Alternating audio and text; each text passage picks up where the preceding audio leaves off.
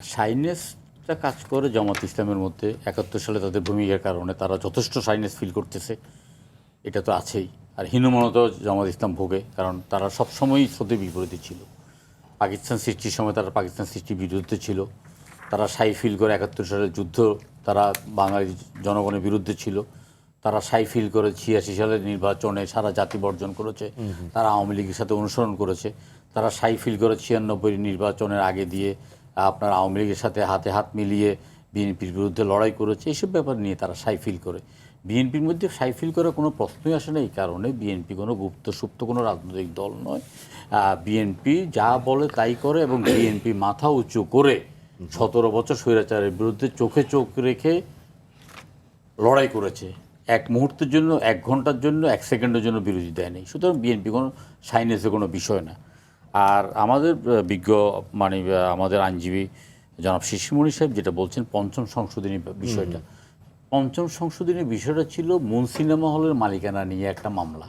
এই একটা মামলার বিষয়বস্তুকে কেন্দ্র করে পাগলা মানিক পুরো পঞ্চম সংশোধনীটা বাতিল করলো, জিয়াউর রহমানটাকে সে অবৈধ ঘোষণা করলো। সে তো মানসিকভাবে উন্মাদ, এবং অনেকগুলো টকশোতে দেখা গেছে সে মানসিকভাবে উন্মাদ। এখন আমরা দেখতেছি পঞ্চম সংশোধনী উনি কি জাজ না, আমার মনে হয় না যাচ্ছিলেন না, মামলার যাচ্ছিলেন ওটা যাচ্ছিলেন না। এটা প্রাথমিকভাবে উনি যাচ্ছিলেন, যে পঞ্চম সংশোধনী বাতিল করেছেন সেই হাইকোর্টে যাচ্ছিলেন। এবং পঞ্চম সংশোধনী বাতিল করার কারণে কি আবার 79-এ পার্লামেন্টকে অবৈধ হয়ে গেছে? পঞ্চম সংশোধনী বাতিল করার কারণে কি বাকশাল কায়েম হয়ে গেছে? পঞ্চম সংশোধনী বাতিল করার কারণে কি আপনার ওই আওয়ামী লীগ রাজনৈতিক দল হিসেবে আপনার অপ্রাসঙ্গিক হয়ে গেছে? সেটা সংবিধানের ধারাবাহিকতা ছিল। এখন ওই জুজুর ভয় দেখি কোনো লাভ নেই, যে আপনার এই আমরা যদি যা করি এটা যদি ভবিষ্যতে কোনো সময় আপনার চ্যালেঞ্জ হয়। আমরা জেনে শুনে বুঝে আমরা ঐক্যমত্য কমিশনে কথা বলেছি, জেনে শুনে বুঝে আমরা ঐক্যমত্য কমিশনের যে চক্রান্ত ষড়যন্ত্র নির্বাচনকে প্রলম্বিত করার যে বিষয়বস্তু, সেখান থেকে আমরা বেরিয়ে এসেছি। আমরা যখন ৩৩টি রাজনৈতিক দলকে যখন ডাকলো জুন মাসের ২ তারিখে, ডক্টর ইউনূস সাহেব যখন আমাদেরকে অ্যাড্রেস করলেন, আমরা আসিফ নজরুল সাহেবকে জানতে চাইলাম যে এই ৩৩টা রাজনৈতিক দলকে আপনি কী হিসাবে ডাকলেন? এই রাজনৈতিক দল অনেকগুলো আপনার ইয়েতে ছিলেন না, আন্দোলন সংগ্রামে ছিলেন না, আপনার হাত পাকা দিয়ে বাতাস করেছেন, আপনার কেউ ২৪শে নির্বাচনে অংশগ্রহণ করেছেন। তখন উনি বললেন যে এটা আমাদের সিরাজুল আলম খান জানেন।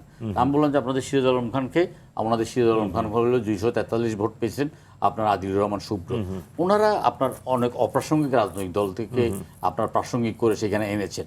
এখানে যে রাজনৈতিক দলের এক ব্যক্তি, একজন সমর্থক, তিনি হাত তুলেছেন একটা সংশোধনীর পক্ষে, বিএনপিও তুলেছেন একটা সংশোধনী। এটা শেষের দিকে আমি আপনাকে অন্তরালের কিছু কথা বলছি। ওনারা অহেতুক সময়টা নষ্ট করার পরে শেষের দিকে চলে গেছে গিলোটিন পদ্ধতিতে, হ্যাঁ এবং না পদ্ধতিতে। আমরা তো ৮৪টার মধ্যে তো আমরা 12টা ব্যতীত আর অনেকগুলোর সাথে একমত হয়েছি। যেমন প্রধানমন্ত্রী পরপর 2বারের বেশি ক্ষমতা অথবা 10 বছরের বেশি ক্ষমতা থাকতে পারবে না। পৃথিবীর ইতিহাসে এই ধরনের কোনো নজির নাই, পৃথিবীর ইতিহাসে কোনো নজির নাই। তারপরে আপনার একটা হলো যে প্রধানমন্ত্রী এবং দলের প্রধান একজন হইতে পারবেন না। এইটা একজন ব্যক্তি বিশেষের রাজনৈতিক এবং আপনার সাংবিধানিক অধিকার ক্ষুণ্ণ করার একটা ইয়ে। আমরা আপত্তি করেছি। আমরা রাষ্ট্রপতি হঠাৎ বলা নাই কোয়া নাই, একদিন ওনার উদয় হয়ে গেলেন, এসে রাষ্ট্রপতিকে ওনার ফ্রাঙ্কেস্টাইন তৈরি করার জন্য ওনার 12টা অ্যাটর্নি জেনারেল নিয়োগ হইতে আরম্ভ করে জাতীয় নিরাপত্তা পরিষদের মহাপরিচালক নিয়োগ, পুলিশ প্রধান নিয়োগ, গোয়েন্দা মহাপরিচালক নিয়োগ, সশস্ত্র বাহিনীর প্রধান নিয়োগ, সমস্ত নিয়োগগুলো, সেখানে অধিকাংশ রাজনৈতিক দলের একটা মনস্তাত্ত্বিক দ্বন্দ্ব ছিল যে পরবর্তী ক্ষমতা আসতেছে বিএনপি, তাইলে বিএনপিকে হাত পা বেঁধে দিতে হবে। এই কথিত স্বৈরাচার হাসিনার মতো হইতে দেওয়া যাবে না। এটা হাসিনা তো মাস্টারপিস, তাকে তো আমরা প্রত্যেকে মিলে স্বৈরাচার বানিয়েছি। তাকে স্বৈরাচার বানানোর পিছনে রাজনৈতিক দলের কারিশমা আছে, তাকে স্বৈরাচার বানানোর পিছনে মিডিয়ার কারিশমা আছে, ব্যবসায়ীদের কারিশমা আছে, বাহিনীর কারিশমা আছে। তারা শেখ হাসিনা তো একটা মানসিক ভারসাম্যহীন রোগী। সেখানে ওনারা 12টা প্রস্তাব নিয়ে আসার পরে আমি নিজেই সেখানে প্রচণ্ড প্রতিবাদ করেছি যে এটা কাশিমবাজার কোঠি অথবা আপনার এটাকে কি আপনারা ফ্রাঙ্কেস্টাইন তৈরি করতে চান কিনা। পরবর্তীকালে ওনারা 6টা উপস্থাপন করেছেন। আমরা চারটার সাথে একমত হয়েছি।